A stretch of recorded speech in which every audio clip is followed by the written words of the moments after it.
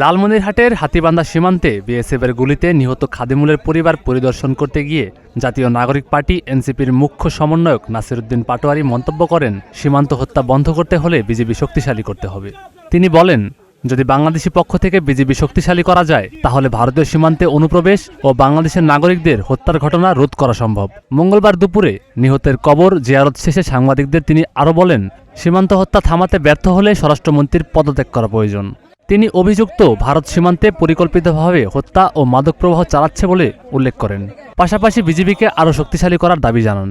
নাসিরউদ্দিন পাটোয়ারি বলেন, সীমান্তে নিহত পরিবারদের জন্য সরকারকে ক্ষতিপূরণ দিতে হবে। এনসিপি সরকার গঠিত হলে নিহত পরিবারদের জন্য বাড়ি নির্মাণের প্রতিশ্রুতি প্রদান করবে। যে এগেইনস্ট বর্ডার কিলিং, অর্থাৎ আমরা এই সীমান্তে কোনো সহিংস কোনো কিছু চাই না, অর্থাৎ সীমান্তে আমরা সহিংসতা বন্ধ চাই। তো পুরা বিশ্বের যে শান্ত সময়কালীন যে বর্ডারে যে হত্যাকাণ্ড হয় এর মধ্যে বাংলাদেশ হলো অন্যতম, যেখানে হলো শান্তকালীন সময়ে সবচেয়ে বাংলাদেশের নিরীহ যারা নাগরিক আছে তাদেরকে হত্যা করে যাচ্ছে। হত্যাটা কে করে যাচ্ছে? ভারত রাষ্ট্র করে যাচ্ছে। এটা হলো অগ্রহণযোগ্য, অগণতান্ত্রিক এবং এটা ইন্টারন্যাশনালের ক্রিমিনাল অ্যাক্টিভিটিজের মধ্যে পড়ে।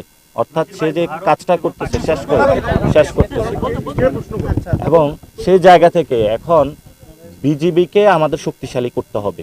যদি আমরা বিজিবিকে বাংলাদেশের পক্ষ থেকে শক্তিশালী করতে পারি তাহলে আমরা ভারত থেকে যে অনুপ্রবেশের চেষ্টা, ভারত থেকে যে বাংলাদেশের এই যে আমাদের ভাইকে হত্যা করা হলো এবং বাংলাদেশের নাগরিকদেরকে নির্বিচারে যে হত্যা, এটা আমরা বন্ধ করতে পারবো। সাজিদুর রহমান সামি, নাগরিক প্রতিদিন।